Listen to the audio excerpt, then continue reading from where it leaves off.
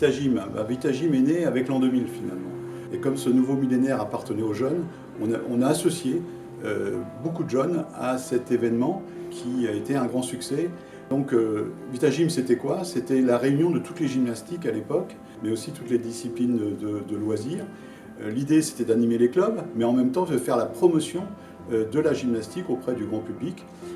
Et puis, c'était aussi de faire des galas et de faire venir les meilleurs gymnastes du monde. Et c'est ainsi que, par exemple, Elena Vitrychenko, qui était championne olympique à l'époque, je crois, est venue participer à un gala. Je me souviens d'Eva Serrano, je me souviens d'Éric Poujat. On a confié l'organisation à des jeunes, à la commission des jeunes, qui ont eu une large liberté dans la préparation et dans l'exécution, hein, puisqu'ils ont commencé à travailler 2 ans avant sur le projet, mais surtout ils ont eu la responsabilité de l'exécuter pendant 3 jours, puisque Vitagym, c'était 3 jours de gymnastique, le vendredi réservé aux scolaires et le samedi-dimanche réservé à nos clubs et aussi au grand public. Un grand succès, puisque je pense que de mémoire, c'est plus de 5000 personnes qui ont participé à l'événement, plus les spectateurs. Il y a eu une 2e édition en 2004, où là on a donné une dimension européenne, et je crois que c'est une 12aine de groupes venus de toute l'Europe qui s'est retrouvée avec nous et hébergés dans les familles. Finalement aujourd'hui, presque 22 ans après, on s'aperçoit que ça a beaucoup marqué tous ces jeunes, parce qu'on les retrouve tous, beaucoup, dans des responsabilités. Votre président, aujourd'hui, c'était un membre de Vitagym à l'époque. On les retrouve juges, on les trouve dirigeants de comités régionaux, dirigeants de clubs, entraîneurs. Comme on dit maintenant, ça a ruisselé tout ça.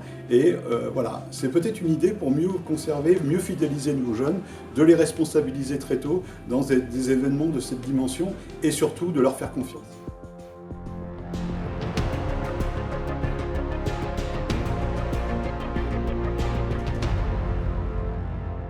J'ai commencé la gym à l'âge de 5 ans, Sim Club Côte-Béquet, dans la région rouennaise. Et sur Sotteville, donc le club de la Sottevillez en 95, directement en pôle espoir à Vernon. Je suis resté 5 ans là-bas, resté quand même à peu près une 12aine d'années sur le pôle France de l'INSEP. Et c'est là où j'ai connu les succès un peu en gymnastique. Donc j'ai participé à mes premiers championnats d'Europe, championnats du monde en 2005. 2008, c'était une année très importante parce qu'il y avait les Jeux Olympiques. Donc il y avait les championnats d'Europe qui se passaient juste avant. Et on savait que déjà l'équipe qui participait aux championnats d'Europe avait de grandes chances aussi de participer aux Jeux Olympiques. On savait que c'était directement un ticket pour aller à Pékin en 2008.